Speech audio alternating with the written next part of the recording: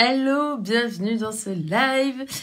Aujourd'hui, on rentre dans le jour numéro 2 du Dharma Défi. Donc, je vous rappelle que dans le jour numéro 1, on est allé faire le bilan. Donc, ce qui est important quand on fait le bilan, c'est de comprendre qu'est-ce qui a fonctionné, qu'est-ce qui n'a pas fonctionné, qu'est-ce que je décide de créer et de vivre en 2023, et également, comment est-ce que je me ressource. Comment je me ressource, c'est une très bonne question à se poser pour amorcer cette nouvelle année qui se présente. Hello Seb, hello Olfa, bienvenue dans ce live les amis, je suis contente de vous retrouver. J'espère que vous avez fait vos exercices d'hier. Hello Chetan, bienvenue. Et aujourd'hui du coup on va partir dans la raison pour laquelle tellement de gens... bah il est où le rouge qui bouge? J'ai hésité à en mettre aujourd'hui, t'aimes bien? Tu trouves que ça me va bien le rouge qui bouge? Bon j'ai mis un beige brillant. Merci pour cette petite blague Olfa. Ok. Donc, je disais quoi? Donc, aujourd'hui, on va aller voir la raison pour laquelle tellement de personnes dans ce monde ne se réalisent pas. Hello, Moundir, bienvenue dans ce live. Magnifique, merci. Pourquoi tellement de personnes ne se réalisent pas dans ce monde? Donc, on va parler de la procrastination. Et déjà, on va commencer par faire la différence entre la procrastination et la temporisation. La procrastination, c'est comme très peu de personnes procrastine réellement parce que on est toujours capable, merci Moundir, on est toujours capable de, comment dire, de passer à l'action. Par exemple, un exemple que je prends très souvent quand je parle de procrastination et de temporisation, c'est les impôts. On va temporiser le fait de faire nos impôts jusqu'au 20 à 23h50 et puis à 23h50, ça y est, on va s'y mettre. On va déclarer nos impôts et ce sera fait et on aura juste eu de la charge mentale pendant un mois avec une pop-up qui s'ouvrait 15 fois par jour pour nous dire qu'on devait faire nos infos. Ça, c'est la temporisation. Pour faire la différence dans votre vie entre la temporisation et la procrastination, si vous êtes capable de faire les choses sous la pression de l'urgence, alors c'est que vous temporisez. Et c'est bien de ça dont il est question dans le live d'aujourd'hui, même si je l'ai appelé la procrastination, parce que plus de personnes comprennent ce terme de procrastination. Mais on va vraiment aller parler de temporisation. La temporisation, le véritable problème de la temporisation, c'est pas ce qui est rattaché à l'urgence. Si on prend la matrice d'Eisenhower, vous connaissez, j'imagine, et sinon vous pouvez la regarder. Hello Chetan, bienvenue. Merci Moundir. Ça me fait plaisir que vous soyez en live avec moi. Si on prend la matrice d'Eisenhower, elle est découpée selon 4 fenêtres, on va dire, dans lesquelles on a urgent, non urgent, important, non important. Tout ce qui est urgent, que ce soit important ou pas, de toute façon, on va le traiter. Oui, quand monsieur tout le monde va faire ses courses de Noël le 23 décembre, en fin de journée. Ou quand... Ah oui, c'est ça. Bah tu sais, je suis allée faire mes courses de Noël la semaine avant Noël. Tu sais, avec Seb, on s'était dit, ok, cette année, on s'y prend tôt. On fait nos courses de Noël en novembre. Et puis, ben voilà, on s'est encore laissé déborder. Donc, on a temporisé nos courses de Noël. Bref, mais merci pour l'exemple, c'est exactement ça. Donc, voilà, Seb et moi avons temporisé nos courses de Noël. Un exemple de temporisation. Voilà, le truc, c'est qu'à un moment donné, tu vois, faire ses courses de Noël, c'est un très bon exemple, parce qu'à un moment donné, ça devient urgent. Tu sais, le 24 au soir, tu vas pas te pointer devant ta famille ou tes amis, et puis arriver le 28 en disant, désolé les gars, tu sais, j'ai procrastiné, j'ai pas pensé à vous, tout ça, tu vas pas le faire. Tu vas finir par aller le faire le 23 dans la journée, pendant que tout sera blindé, voire le 24, pour aller trouver un cadeau, pour faire plaisir aux gens que tu aimes. Donc, vraiment, ton exemple est parfait. Donc, merci de l'avoir proposé. Donc, tout ce qui est urgent, de toute façon, on va le traiter. On va le traiter dans l'urgence, on va le traiter dans le stress, on va se maltraiter et se faire du mal véritablement pour faire ce qu'il y a à faire, mais ça va finir par être fait. Le véritable problème de la temporisation, c'est pour tout ce qui est important, non urgent. Par exemple, qu'est-ce qui est important, non urgent, notre santé? Le fait de réaliser nos rêves, c'est pas urgent, mais c'est important. Passer du temps en famille. Qu'est-ce qu'on pourrait sortir? Ah oui, prendre du temps pour soi, ou prendre du temps pour ses passions, ou prendre du temps pour se ressourcer. Tout ça, c'est des choses qui sont importantes pour nous, mais qui sont jamais urgentes. Et très souvent, c'est dans cette fenêtre de la matrice d'Eisenhower que la temporisation fait le plus de dégâts. Parce que, bon, vous procrastinez au travail, vous procrastinez dans votre entreprise, vous procrastinez des trucs comme ça où il y a des délais, des deadlines à tenir. Ok, vous dormirez pas de la nuit, mais vous le ferez. Vous le ferez parce qu'il y a une injonction extérieure qui va faire que vous allez vous soumettre à cette injonction et réaliser ce que vous aviez envie de réaliser. Pendant très longtemps, j'ai cru que moi j'étais meilleure sous la pression. Et aujourd'hui, ça me fait tellement, mais tellement, tellement rire d'avoir pensé cette chose-là, d'avoir pensé que j'étais meilleure sous la pression, parce que c'est une croyance. Et grâce au biais cognitif de confirmation, j'étais en permanence en train de vérifier ma croyance. Sauf que le truc que j'avais jamais testé pendant que j'étais étudiante et au début de l'entrepreneuriat, c'est qu'en fait, j'étais très bonne aussi quand je me mettais pas la pression, mais que je créais l'état optimal dont j'avais besoin pour faire en sorte que mon cerveau se sente 100% impliqué dans ce que je faisais. L'urgence permet de favoriser cette implication du cerveau qu'on appelle le flow. C'est le flow de Mihaly Csikszentmihalyi. Si vous voulez aller voir ses travaux de recherche, là, c'est vraiment très intéressant. Donc, maintenant, pourquoi est-ce qu'on temporise ? On temporise en général pour des raisons que les chercheurs en psycho ont quand même bien identifiées maintenant. On temporise parce qu'il y a un manque de sens. Par exemple, le fait de faire ses impôts, là, ça n'a pas tellement de sens. Là, on n'est pas surstimulé à l'idée de faire, comment on appelle, de remplir sa feuille d'impôt. C'est pas surstimulant. Donc, dans le cas où on manque de sens par rapport à quelque chose, l'objectif, c'est de remettre du sens dans ce qu'on fait. Dans l'exemple que donnait Moundir sur les cadeaux de Noël, ça va être vraiment ok, pourquoi est-ce que j'ai envie de faire ces cadeaux de Noël ? Pourquoi c'est important que je fasse ces cadeaux de Noël ? Ah oui, ça va faire plaisir aux gens qui m'aiment, qui sont là dans ma vie, qui me soutiennent, avec qui j'ai passé des moments extraordinaires en 2022, de pouvoir leur donner de l'amour, parce que faire des cadeaux, c'est un des 5 langages de l'amour. Donc j'ai envie de montrer aux gens que j'aime, que je les aime. Ça y est, on a remis du sens. Donc on sort de cette première problématique de la temporisation, qui est le manque de sens. Ensuite, l'autre chose qu'on peut avoir, c'est un manque de clarté. Et là, je vous l'ai déjà dit, dans le système, on a dans le cerveau, dans notre système nerveux, même dans notre cerveau, dans la formation réticulée, on a le système réticulé activateur. Pour lui, c'est ou vos peurs ou vos objectifs. Quand vous manquez de clarté, quand vous ne savez pas quels sont vos objectifs et pourquoi est-ce que c'est important pour vous, votre cerveau il va focaliser juste sur son objectif numéro 1, qui est de vous maintenir en vie. Je vous rappelle que votre cerveau, son objectif, c'est pas de faire en sorte que vous soyez pleinement heureux, que vous vous réalisiez tous les jours de plus en plus et de mieux en mieux. Son unique objectif, c'est de vous permettre de rester en vie. Hello Marie-Laure, bienvenue dans ce live. L'objectif de votre cerveau l'objectif principal de votre cerveau, c'est de vous maintenir en vie. C'est de faire en sorte que vous soyez en vie le plus longtemps possible. Et je dois vous préciser un truc avec ça, c'est que si vous êtes allongé sur un lit d'hôpital branché à des machines, mais que votre cerveau il est encore actif, alors votre cerveau, il considère que sa mission est accomplie. Sauf que c'est pas ce qu'on veut. Nous, ce qu'on veut, c'est se réaliser pleinement, c'est vivre des expériences extraordinaires, c'est vivre des souvenirs qui soient agréables pour avoir une vie qui est agréable, dans laquelle on se réalise pleinement et dans laquelle on est pleinement heureux. D'accord ?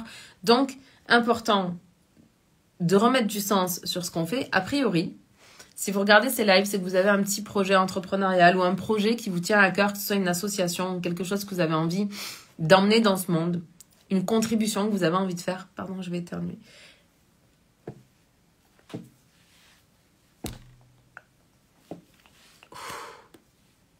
Pardon. Si vous regardez mes lives, si vous vous intéressez à mon travail, etc., il y a fort à parier que vous avez une contribution que vous avez envie d'apporter dans ce monde. Votre contribution, quand vous sentez que c'est « Hello, bienvenue dans ce live, la douce vie ».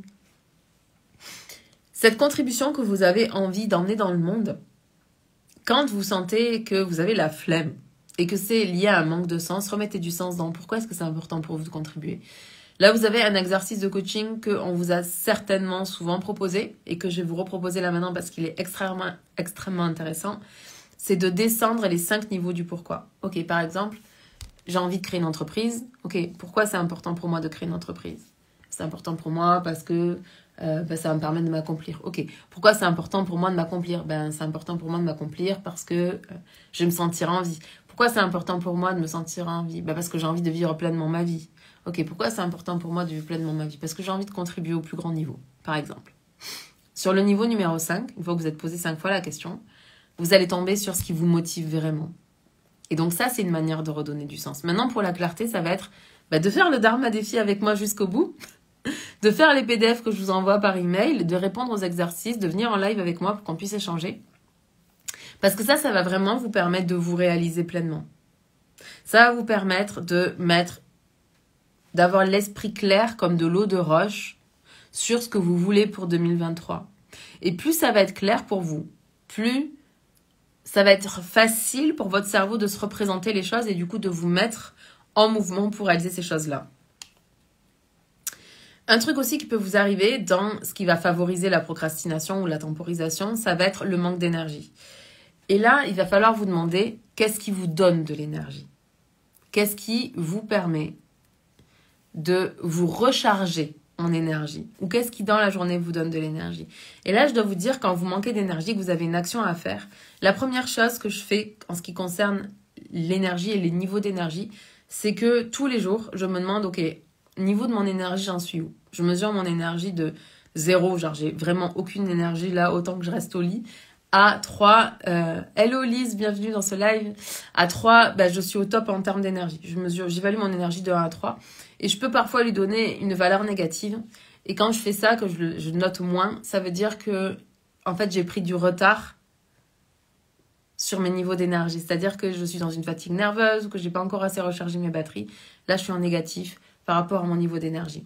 Le fait d'évaluer mon niveau d'énergie, de traquer mon niveau d'énergie, me permet de savoir, ok, peu importe la to-do list que j'ai préparée hier, je vais faire, si je suis à 1 sur 3 d'énergie aujourd'hui, donc j'ai un peu d'énergie, je déborde pas d'énergie, j'ai un peu d'énergie, donc je vais aller faire une seule action. Je vais aller faire l'action la plus impactante, celle qui va avoir le plus grand impact pour moi, pour les autres, pour le monde. Je vais faire cette action-là, simplement cette action-là. Et puis ensuite, je vais aller me recharger, me ressourcer, faire en sorte de faire des choses qui vont me donner plus d'énergie. Je vais aller me balader, je vais aller prendre un bain, je vais méditer, je vais lire, je vais faire des choses en fait qui viennent me nourrir moi en énergie. Et vous devez absolument savoir qu'est-ce qui vous nourrit. Parce que les choses qui nous nourrissent, les choses qui me nourrissent moi vont pas être les mêmes choses qui vous nourrissent vous. Donc là, on vient de régler la problématique du manque d'énergie. Aussi, si à un moment donné, vous vous rendez compte que dans la journée, vous manquez d'énergie pour réaliser un objectif, faire une sieste, là, c'est toujours une bonne idée. Pas une sieste de 3 heures, une sieste de 15-20 minutes maximum. Faire cette sieste, ça va permettre à votre cerveau de se recharger. Hello, bienvenue dans ce live. Ça va permettre à votre cerveau de se recharger, notamment en dopamine. Et la dopamine, ça favorise la capacité à agir. Donc, quand vous allez vous réveiller de la sieste, vous allez vous mettre un peu en énergie. Puis, vous allez être capable de faire ces actions que vous avez envie de faire. Enfin, la principale cause qui fait que vous temporisez, que vous procrastinez, c'est les peurs. Et là, des peurs, il y en a autant de peurs que vous voulez. Je vous en énumérer quelques-unes pour que vous commenciez à prendre conscience de ça. Mais ce que je veux vous dire et que j'ai dit précédemment dans mon premier live, c'est que en tant qu'être humain, il y a 2 peurs qui sont archaïques. Le bruit fort. Entendre un bruit fort, quelqu'un qui claque la porte ou claquer des mains très fort à côté d'un nourrisson, ça le fait sursauter. Ou alors le vertige, en fait, la peur de tomber. Le sentiment de tomber, ça aussi, ça nous fait peur. Quand on fait comme ça avec un enfant, il se fige, ok? Ça, c'est les 2 peurs archaïques de l'être humain. Maintenant, associé à ces peurs-là, on a des peurs fondamentales qui sont rattachées à la maladie, à la mort. Ça, c'est une problématique. Dans le live ici, là, on va pas les traiter. Les peurs qui sont rattachées à la problématique de mort et de maladie. On va aller traiter toutes les autres peurs qui sont comme des peurs illusoires. J'aime pas tellement ce mot. Parce que ça voudrait dire qu'elles n'ont pas de valeur, mais elles ont une valeur, en fait. Pour votre cerveau, quand il vous fait ressentir de la peur, son seul et unique objectif, c'est de vous maintenir en vie. Donc, c'est de vous protéger. La procrastination est un mécanisme de défense et c'est comme l'un des moyens les plus efficients qu'a le cerveau de vous maintenir en vie. Parce que là où vous êtes, vous respirez, vous êtes en vie, il est content. Sa mission est validée. Maintenant, si vous sortez de votre zone de confort pour aller faire un live, pour aller créer une entreprise, pour prendre le risque de vous tromper, pour vous lancer dans cette histoire d'amour qui vous fait vibrer mais qui vous fait peur en même temps, là, votre cerveau, il n'est pas sûr d'être en capacité de vous maintenir en vie. Hello, bienvenue dans ce live. Donc, lui, il préfère vous garder là où vous êtes et vous envoyer des émotions désagréables, la honte, la peur, la colère, le dégoût,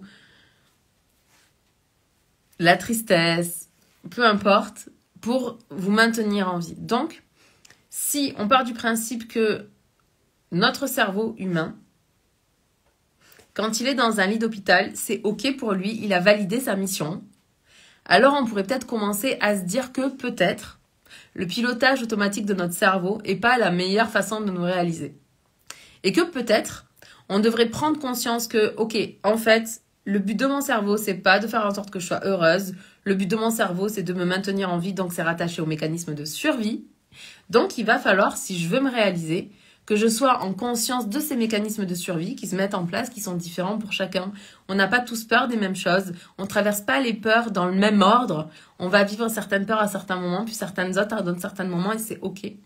C'est juste de prendre conscience que, OK, quand vous ressentez de la peur, déjà, la première chose à vous dire, c'est une émotion, c'est juste un signal, c'est juste un message.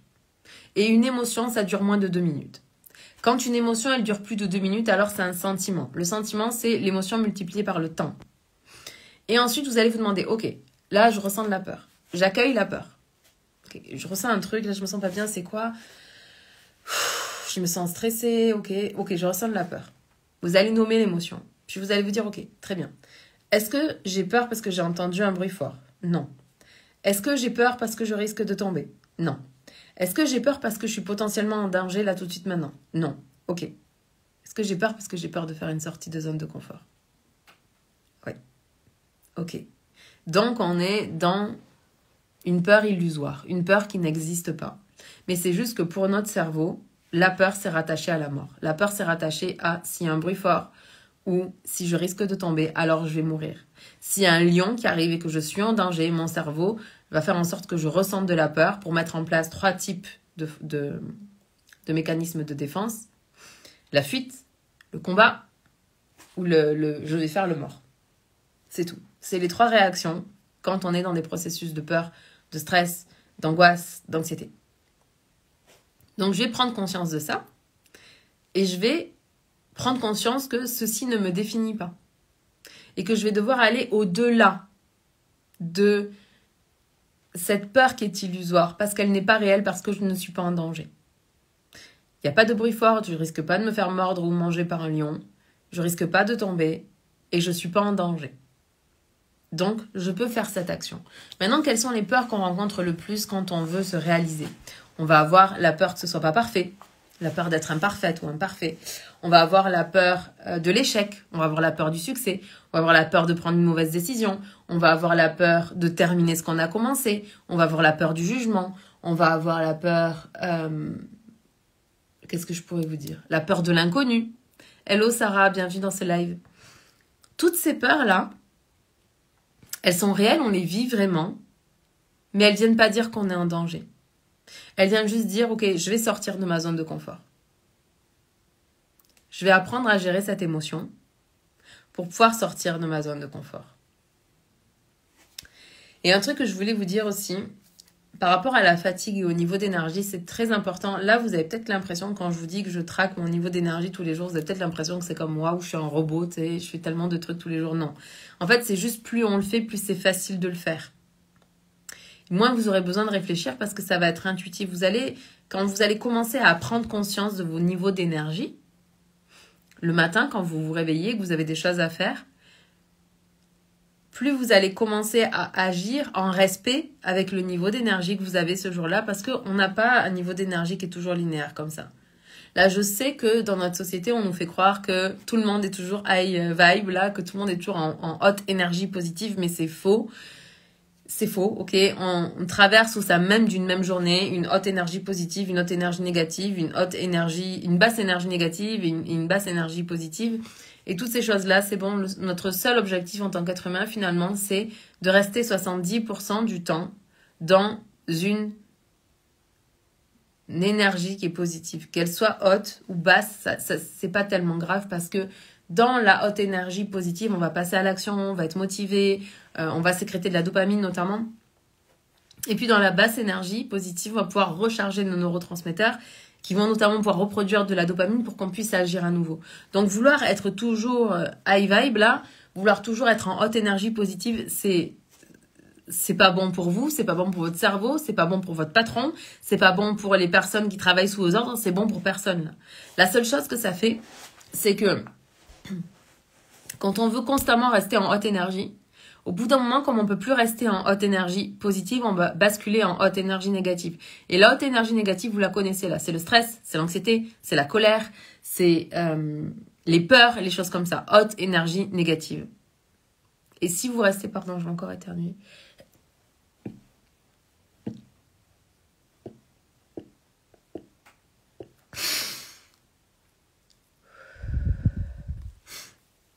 Que je veux pas éternuer fort là parce que je sais que quand j'éternue fort, j'éternue vraiment très fort. Donc là, je vous brise les tympans en une fraction de seconde. Pardon pour ça. Donc, voilà, la haute énergie négative, c'est ça. Quand vous ressentez du stress, de la peur, de la colère, de l'anxiété, c'est que vous êtes en haute énergie négative. Et la seule chose à faire quand on est en haute énergie négative, c'est de redescendre en basse énergie positive. Mettre en place des stratégies de ressourcement. Parce que naturellement, votre cerveau, quand il va se rendre compte qu'il est trop en haute énergie négative, il va s'épuiser, il va épuiser ses réserves en neurotransmetteurs et donc du coup, il va vous basculer en basse énergie. Mais comme il ne fait pas la différence entre une basse énergie positive et une basse énergie négative, vous allez vous retrouver en basse énergie négative et vous allez être comme un fou en train de travailler sur votre ordinateur, excité. À un moment donné, si votre fenêtre de tolérance au stress, elle est réduite, pour X et Y raison, on pourra revenir dans un live si ça vous intéresse, ou vous pouvez rejoindre Dharmasana, j'en parle beaucoup dans mon programme Dharmasana. Si votre fenêtre de tolérance au stress, elle est réduite pour plein de raisons, parce que vous êtes resté longtemps dans le stress, les choses comme ça, ou parce que vous avez vécu des traumatismes, ou parce que vous avez grandi dans une famille où il y a beaucoup de stress, d'anxiété, des choses comme ça, votre fenêtre de tolérance, elle est réduite. Et du coup, la différence entre la haute énergie positive d'excitation et l'anxiété, le cerveau, il a du mal à faire la différence entre les deux. Et c'est pour ça que parfois, vous accompagnez vos enfants jouer au jeu là, dans un jardin d'enfants, une aire de jeu, je sais pas comment ça s'appelle. Et les enfants sont en train de jouer entre eux, ils sont comme « Ouais, nanana, ils jouent et tout va bien, ils sont super excités, super contents. » Et d'un coup, on sait pas pourquoi, ils se mettent à pleurer. Ben ça, c'est juste parce que le cerveau, il fait pas la différence entre la haute énergie d'excitation, etc., et l'anxiété. Et du coup, bim, il se met à pleurer pour que l'enfant puisse recharger en neurotransmetteurs. Donc, si ça vous arrive, venez dans Dharmasana, on va voir ça en détail, et puis on va réguler ça pour vous permettre d'accomplir vos objectifs, mais en vivant votre meilleure vie. Ce que je veux vous dire concernant la fatigue, c'est que très souvent, elle est multifactorielle.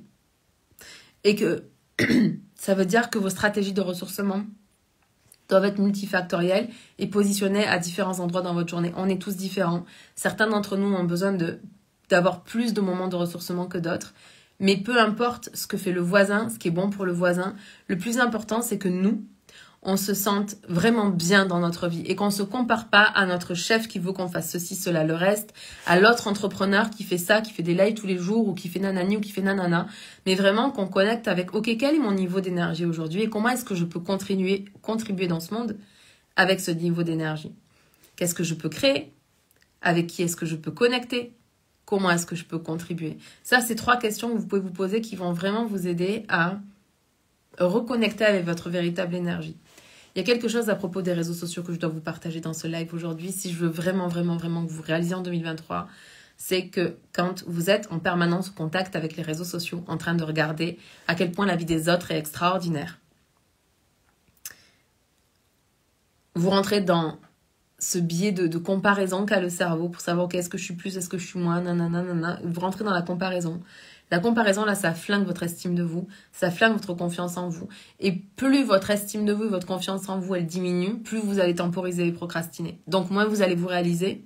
Donc, plus vous allez vous sentir insatisfait de vous, plus vous allez rentrer dans des états de stress, des états d'anxiété, des troubles anxieux, des choses comme ça. Et plus quand vous allez regarder les autres se réaliser, ça va vous faire vous sentir mal. Alors, je vous dis pas de couper tous les réseaux sociaux. Si vous avez envie de le faire, vous pouvez le faire. Vous pouvez au moins réduire qui vous regardez sur les réseaux sociaux. Mais c'est surtout que ce qui nous nourrit en tant qu'être humain, c'est quand on crée quelque chose.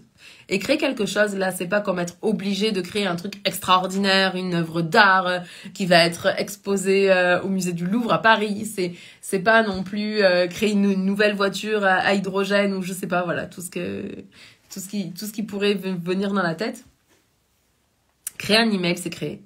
Faire un live, c'est créer. C'est créer du contenu. Faire un repas pour les gens que vous aimez, c'est créer. Créer, connecter. La connexion en tant qu'être humain.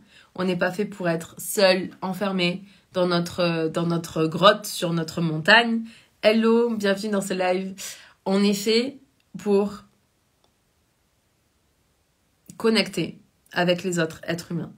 D'ailleurs, je vous invite vraiment là pour faire en sorte que 2023 soit une année extraordinaire, à lire ou à relire si vous l'avez jamais lu, les 5 langages de l'amour et à commencer à mettre toutes ces choses en place dans votre vie personnelle, intime, c'est-à-dire vous avec vous et dans votre vie de couple et dans votre vie familiale et dans vos vies avec vos amis et même avec vos clients. Parce que le besoin de connexion, il est vrai pour tout le monde. Le besoin de connexion, il est rattaché au besoin d'appartenance qu'on a vu aussi dans la pyramide de Maslow. Et enfin, le 3e C, c'est contribuer. Comment est-ce que je peux contribuer aujourd'hui? Qu'est-ce que je pourrais faire qui pourrait faire que grâce à l'action que je vais mettre dans ce monde, cette toute petite action, fasse qu'il y ait une personne dans ce monde qui se sente un peu mieux, un petit peu plus aimée, un petit peu plus soutenue, un petit peu plus aidée. Et ça peut être aussi bête que de tenir à la porte à une vieille dame qui rentre dans la petite épicerie de votre quartier. Ça peut être porter les courses de quelqu'un, peu importe en fait ce que c'est. Ou ça peut être faire des lives, ou ça peut être faire des posts, ou ça peut être écrire des emails à vos abonnés, aux personnes qui sont inscrites à votre emailing privé. Peu importe ce que c'est. En tout cas, ces 3 choses-là vont vraiment vous permettre de vous recharger en énergie. Et c'est à vous de voir dans quel ordre est-ce que ça fonctionne le mieux pour vous. Est-ce que vous avez d'abord besoin de connecter pour contribuer?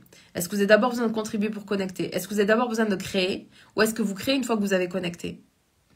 C'est à vous de voir comment est-ce que vous pouvez vous nourrir de ces choses-là. Maintenant, un truc qui est capital quand on parle de la procrastination, c'est que la procrastination, elle est corrélée avec la confiance en soi. Et là, je vous ai fait un PDF, donc si vous êtes inscrit à la liste email, vous l'avez déjà reçu. Si vous n'êtes pas inscrit à la liste email, ben vous pouvez vous inscrire sur l'onglet Masterclass, je sais pas quoi. Vous allez recevoir une Masterclass que j'ai donnée qui est superbe. Hein. Mais surtout, dès demain, vous allez recevoir l'email qui va vous permettre de vous connecter, d'être en live avec moi. Et puis dedans, vous aurez accès au replay du jour 1, au replay d'aujourd'hui, et puis au PDF qui sera associé. Donc voilà, si vous avez envie, vous pouvez faire ça. Sinon, vous pouvez juste venir en live et c'est extraordinaire. Et si vous avez des questions, n'hésitez pas à me les poser. Donc, le PDF d'aujourd'hui va vraiment vous aider à aller connecter avec cette confiance. Et là, j'ai plusieurs choses à vous partager concernant la confiance. La confiance, en général, elle est rattachée au talent qu'on se reconnaît, aux qualités qu'on se reconnaît, aux compétences qu'on se reconnaît. Et au talent qu'on reconnaît à l'autre, aux qualités qu'on reconnaît à l'autre et aux compétences qu'on reconnaît à l'autre. Parce que très souvent, si on se reconnaît des qualités, mais qu'on pense que les autres, ils n'ont pas des qualités, en fait, on va plus être dans la confiance. Et c'est plus grand que la confiance en soi. C'est le sentiment de confiance. Le sentiment de confiance, vous l'avez en vous. Même si vous pensez que vous n'avez pas confiance en vous, je vous le dis, la confiance, vous l'avez déjà en vous. C'est un sentiment. Donc, vous pouvez le créer. Et si vous voulez que vous sentir de plus en plus confiante, il va falloir devenir débordant de cette confiance que vous avez à l'intérieur de vous. Donc, c'est qu'est-ce que je fais de bien et qu'est-ce que j'aime faire. Si vous avez de la clarté sur qu'est-ce que je fais de bien et qu'est-ce que j'aime faire, vous allez pouvoir vous réaliser dans ce monde parce que vous allez pouvoir vous appuyer sur des trucs dans lesquels vous avez déjà confiance à propos de vous.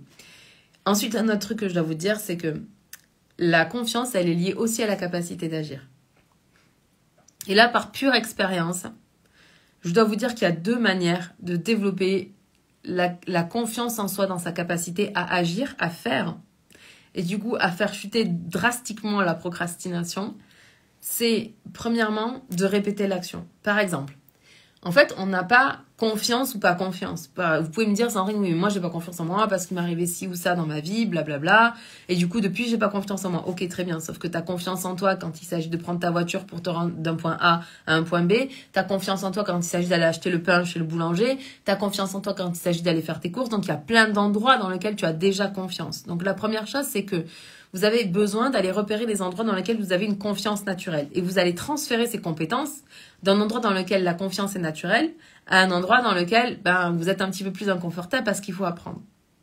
Et ensuite, vous allez prendre une action et vous allez répéter l'action.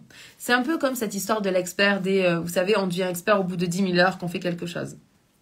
Ben là, c'est la même chose en fait. On ne naît pas expert. On devient expert parce qu'on a un talent et qu'on pratique ce talent au quotidien. Plus vous allez pratiquer vos talents, vos dons, vos capacités, vos connaissances, vos qualités, plus vous allez jouer avec tout ça au quotidien, plus vous allez développer votre confiance. Par exemple, si, je sais pas moi, qu'est-ce que je pourrais vous donner? Qu'est-ce qui a le plus développé ma confiance en moi? Ah, honnêtement, c'est un truc qui est assez récent, mais le truc qui finalement a le plus développé ma confiance en moi et qui continue de développer ma confiance en moi, c'est de faire ce défi 365 jours de live avec vous. Parce que ça vient appuyer sur deux choses qui sont importantes à propos de la confiance en soi.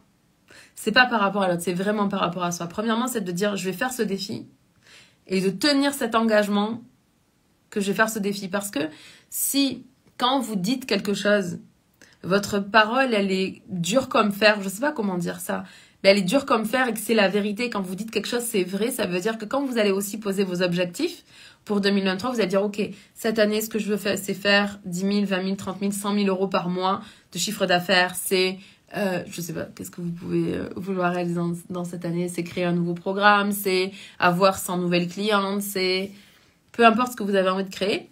Mais si vous passez votre temps à prendre des engagements vis-à-vis de vous et que vous passez votre temps à briser les engagements que vous avez pris vis-à-vis de vous, vous allez commencer à douter de votre parole.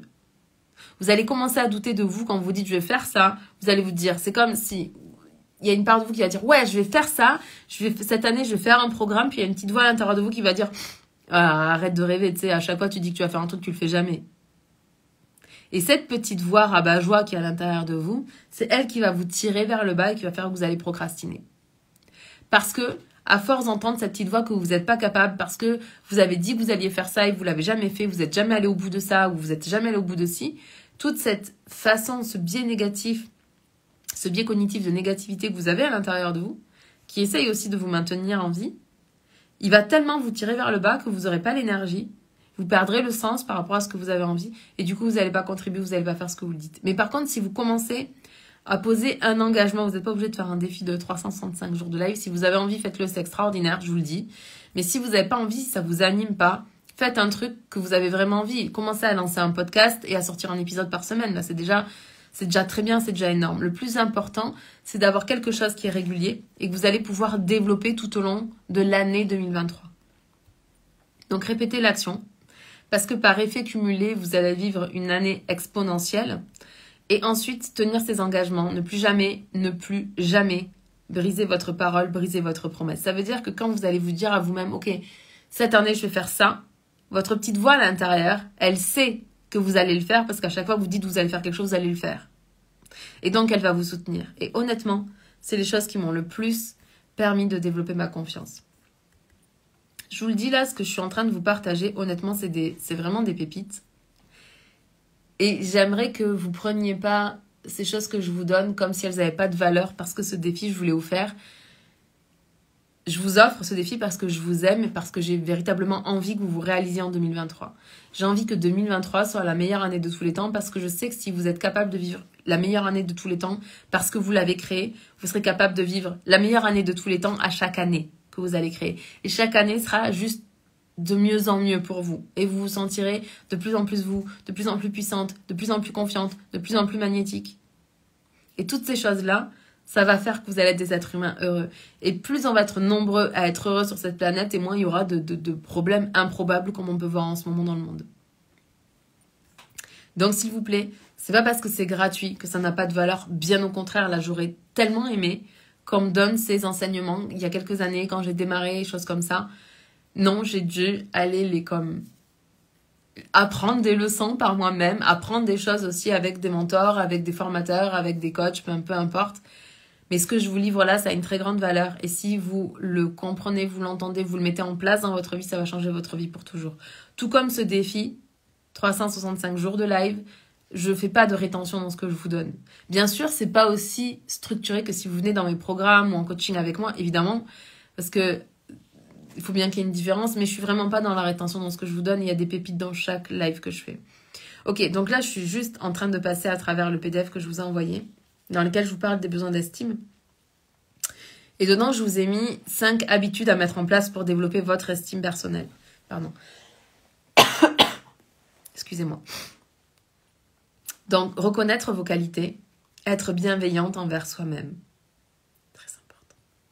C'est pas parce que vous allez vous maltraiter, vous traiter de tous les noms, que vous allez mieux réussir. Ça fonctionne pas. Vraiment, je vous le dis, ça fonctionne pas. Moi, j'ai passé beaucoup de temps avec comme ce format pour avoir grandi dans un milieu masculin, très très yang, où pour faire bouger les mecs, on les insulte. Là, je mets des guillemets dans ce que je dis, mais je sais que vous comprenez. Et du coup, j'ai cru que si je me traitais de tous les noms pour faire des choses dans ma vie, pour faire du sport, pour lancer mon entreprise, pour développer mes trucs, j'ai pensé que ça allait me bouger le cul pour que je réussisse, mais c'est faux. Ah bah c'est gentil de demander. Alors, pour le Covid, je vais mieux, mais là, je suis un peu malade, donc je vais essayer de clôturer ce live rapidement. Je vais juste à travers le PDF pour voir avec vous. Donc, j'ai dit, ouais, c'est ça. Apprenez, mais vraiment, apprenez à être bienveillante avec vous. Quitte à ce que vous le traquiez tout au long de l'année, mais apprenez à être bienveillante avec vous. Là, c'est juste capital si vous voulez réussir. Ensuite, il va falloir apprendre à vous recentrer sur l'essentiel. Et l'essentiel, c'est pas ce que font les autres sur les réseaux sociaux. L'essentiel, c'est ce qui est important pour vous et ce que vous avez décidé de réaliser pour cette année. Et puis, c'est les relations extraordinaires que vous avez avec les personnes qui vous aiment et que vous aimez. L'essentiel, il est là. Vous devez définir ce qui est le plus important pour vous et rester centré là-dessus.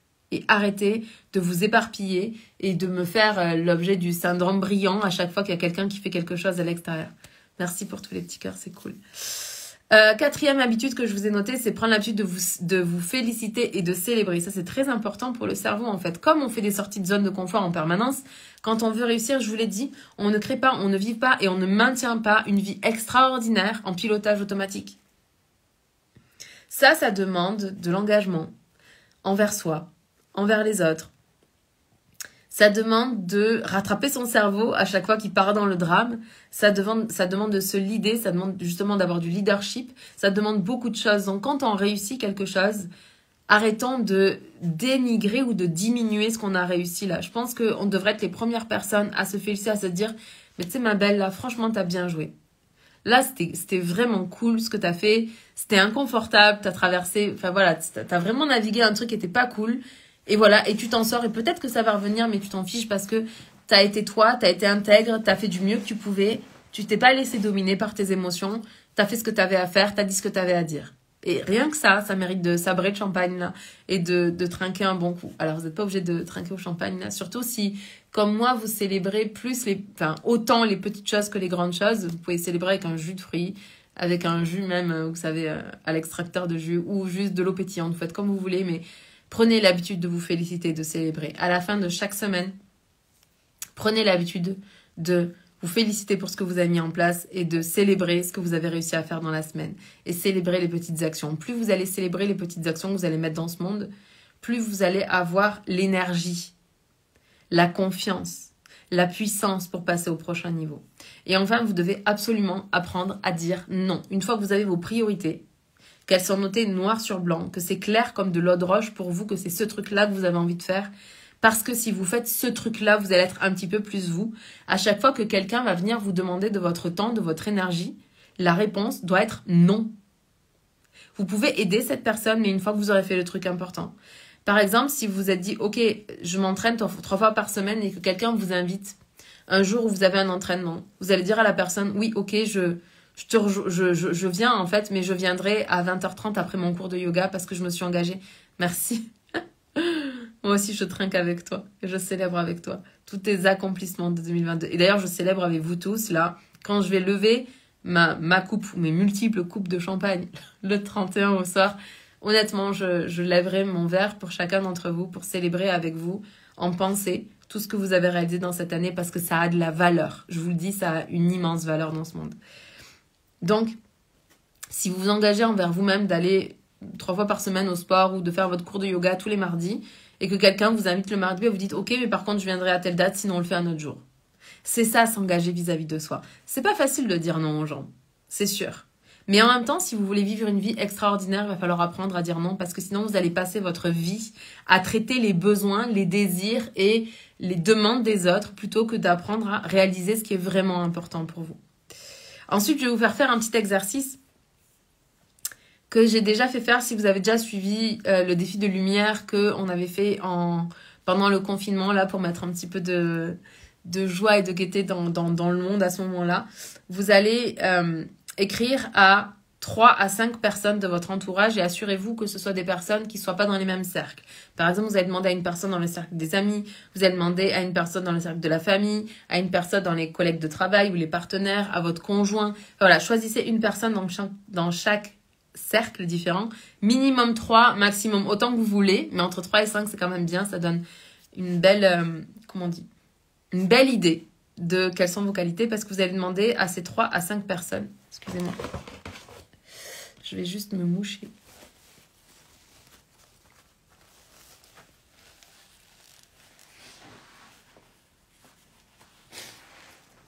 Pardon. Vous allez demander à ces 3 à 5 personnes, vous allez leur écrire un message en disant « Hey, salut, j'espère que tu vas bien. Je suis en train de faire un Dharma défi, là, c'est plutôt cool. On s'amuse bien et j'ai un petit défi à faire avant la fin de l'année. J'aimerais que tu me dises quelles sont les 3 qualités que tu reconnais chez moi. C'est important pour moi parce que j'ai envie de réaliser telle chose ou tel projet pendant l'année 2023 et j'ai besoin de savoir sur quelle qualité est-ce que je peux m'appuyer. » Donc vous allez écrire ça, puis vous allez en même temps en profiter, et c'est comme ça qu'on donne du bonheur et de la joie, et vous allez dire à cette personne en même temps, je fais l'exercice pour toi, je te reconnais telle qualité, telle qualité, telle qualité. Et vraiment, je sais que ça peut être inconfortable de faire ça, vous allez peut-être vous dire, oui mais Sandrine, comme ça, est-ce que c'est pas un peu un manque d'humilité de demander aux gens quelles sont nos qualités ? Je voudrais juste vous ramener au fait que la plupart des messages qu'on envoie, qu'on reçoit, c'est des messages comme « Hey, est-ce que tu peux penser à prendre le pain ? Hey, je serai en retard aujourd'hui, mais j'arrive.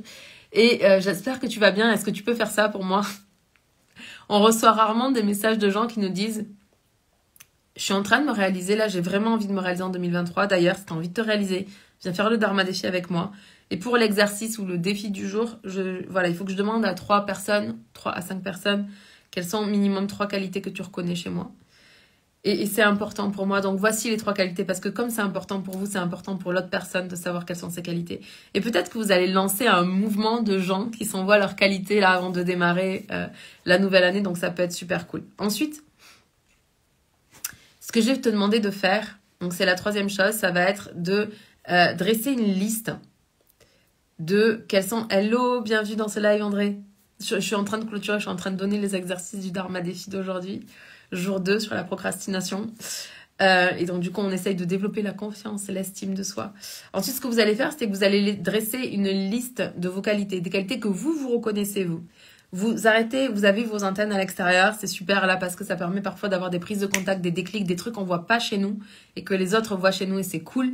Mais une fois que vous avez fait ça, vous reprenez vos antennes, vous les mettez à l'intérieur, puis vous connectez à vous, dites, ok, quels sont mes talents, quels sont mes dons, quelles sont mes qualités, quelles sont mes capacités, quelles sont mes connaissances. Enfin, toutes ces choses-là qui sont à l'intérieur de moi, qui sont intangibles, invisibles, mais qui existent et que peu importe ce qui va se passer dans ma vie, là, je ne perdrai jamais ces choses-là parce que ce que j'ai acquis, je l'ai acquis.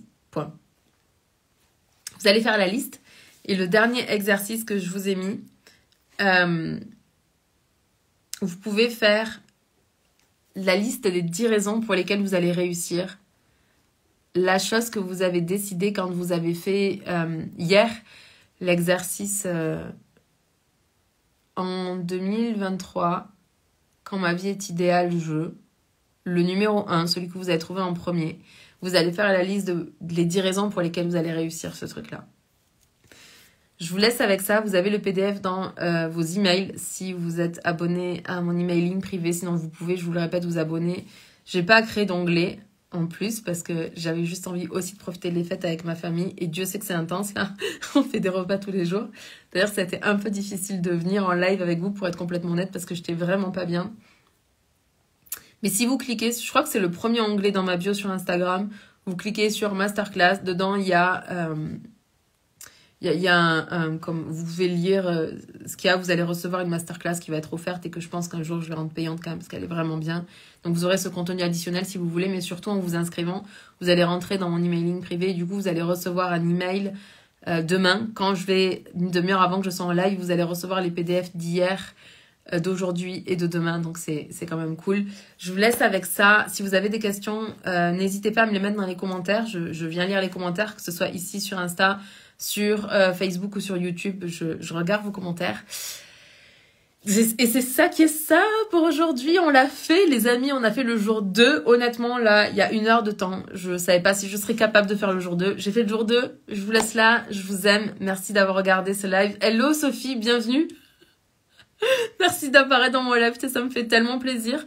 Je vous souhaite tout le bonheur du monde. Je vous souhaite à tous tout le bonheur du monde et je clôture mon live ici aujourd'hui. Je vous aime, je vous embrasse. On se parle demain. Ciao.